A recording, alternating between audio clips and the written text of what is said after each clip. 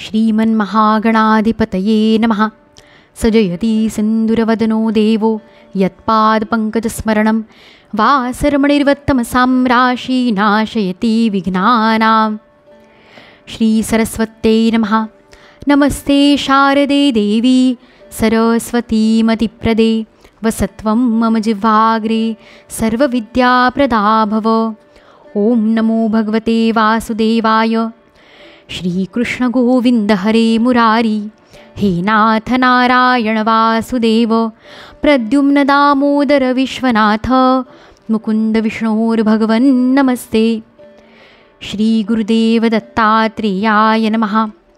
कृते जनार्दनो देवश्रितायां रघुनन्दनः द्वापारे रामकृष्णौ च कलौ श्रीपादवल्लभः। श्री श्री सद्गुरवे नमः।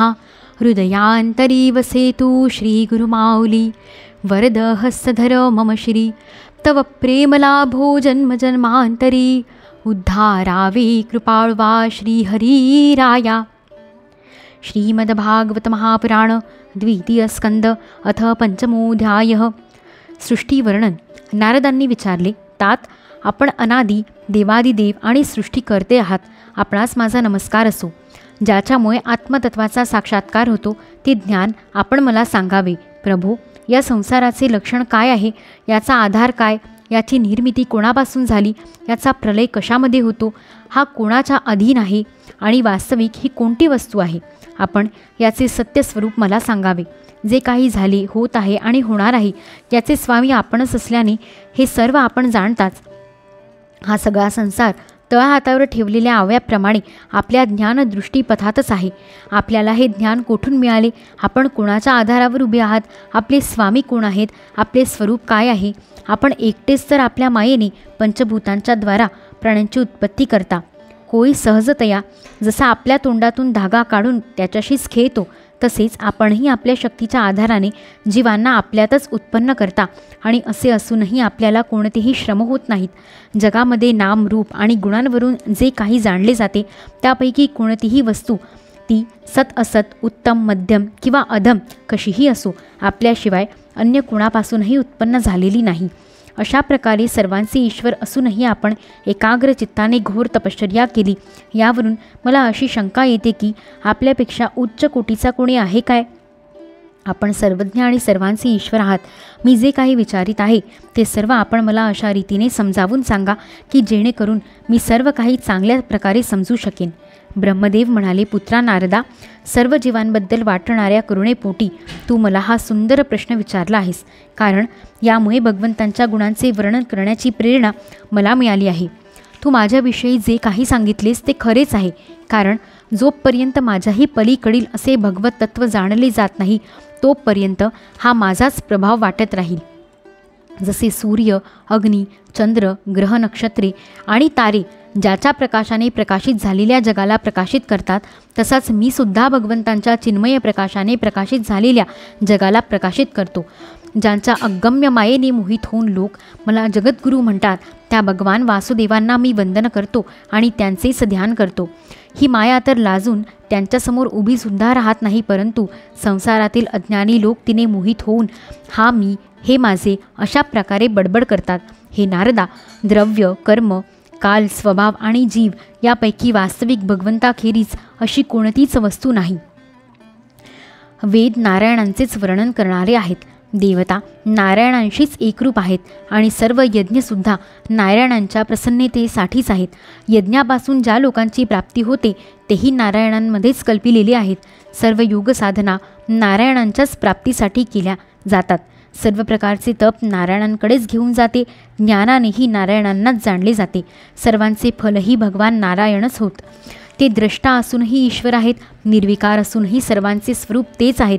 त्यांनीच मला निर्माण केले आहे आणि त्यांच्या दृष्टीनेच प्रेरित झालेला मी सृष्टी रचना करतो। मायेच्या गुणांनी रहित अशा भगवंतांनी उत्पत्ती, स्थिती आणि प्रलय यासाठी रज, सत्व आणि तम हे गुण मायेच्या द्वारे स्वीकारलेले आहेत। हे तीन गुण द्रव्य, ज्ञान आणि क्रिया यांचा आश्रय घेऊन मायातीत अशा नित्यमुक्त पुरुषाला त्याने मायेचा आश्रय केल्यानंतर कार्य, कारण आणि कर्तेपणा यांच्या अभिमानाने बद्ध करतात। नारदा, इंद्रियातीत असणारे भगवान गुणांच्या या 3 आवरणांनी स्वतःला चांगल्या रीतीने लपेटून घेतात, म्हणून लोक त्यांना ओळखत नाहीत. माझे आणि सर्व विश्वाचे एकमात्र स्वामी तेच आहेत. मायापती भगवंतांना आपण अनेक व्हावे अशी इच्छा झाल्यानंतर आपल्याच मायेने त्यांनी आपल्या स्वरूपात काल, कर्म आणि स्वभाव यांचा स्वीकार केला. भगवंतांच्या शक्तीमुळे कालाने या 3 गुणांमध्ये क्षोभ उत्पन्न केला. स्वभावाने त्यांना रूपांतरित केले आणि कर्माने महत्त्वाला जन्म दिला. रजोगुण आणि सत्वगुण यांनी वृद्धिंगत झालेल्या महत्त्वापासून ज्ञान, क्रिया आणि द्रव्यरूप असा तमप्रधान विकार उत्पन्न झाला. त्याला अहंकार म्हटले गेले आणि तो रूपांतरित होऊन 3 प्रकारचा झाला. ते 3 भेद वैकारिक, तैजस आणि तामस. नारदा हे क्रमशः ज्ञानशक्ती, क्रियाशक्ती आणि द्रव्यशक्ती प्रधान आहेत. जेव्हा महाभूतांचे कारण असणारा तामस अहंकार रूपांतरित झाला तेव्हा त्यापासून आकाशाची उत्पत्ती झाली. आकाशाचा गुण शब्द होय. या शब्दाच्या द्वारेच द्रष्टा आणि दृश्याचा बोध होतो. जेव्हा आकाशात विकार उत्पन्न झाला तेव्हा त्यातून वायूची उत्पत्ती झाली. त्याचा गुण स्पर्श आहे. यामध्ये कारणाचा गुणही आल्याने हा शब्दवानही आहे. इंद्रियांच्या मध्ये स्फूर्ती, शरीरात जीवनशक्ती, ओज आणि बल हे याचे रूप आहे.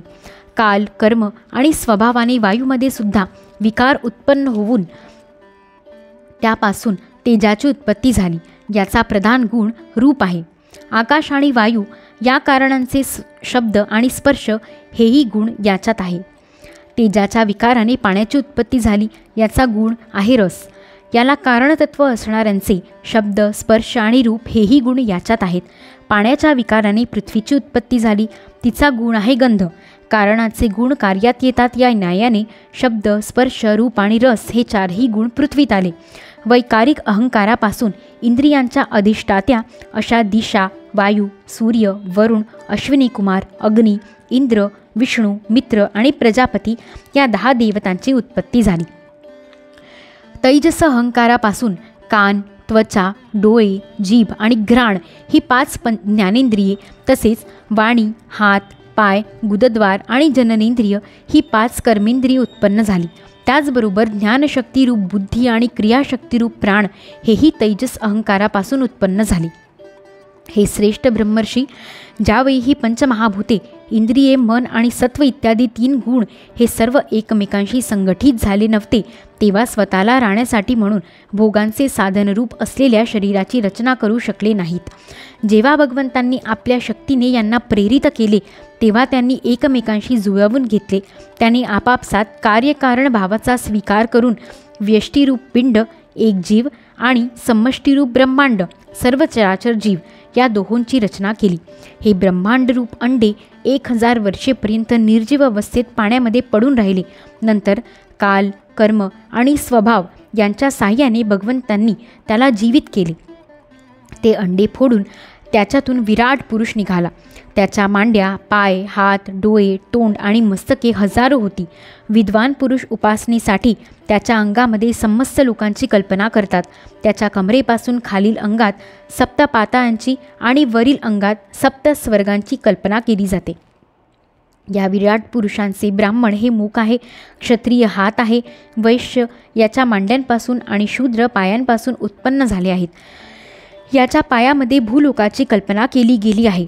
नाभीमध्ये भूवरलोक, हृदयात स्वरलोक आणि परमात्म्याच्या वक्षस्थळामध्ये महरलोकाची कल्पना केली गेली आहे. त्याच्या गळ्यामध्ये जनलोक, दोन्ही स्तनांमध्ये तपोलोक आणि मस्तकामध्ये ब्रह्मदेवाचे नित्य निवासस्थान असलेला सत्यलोक आहे.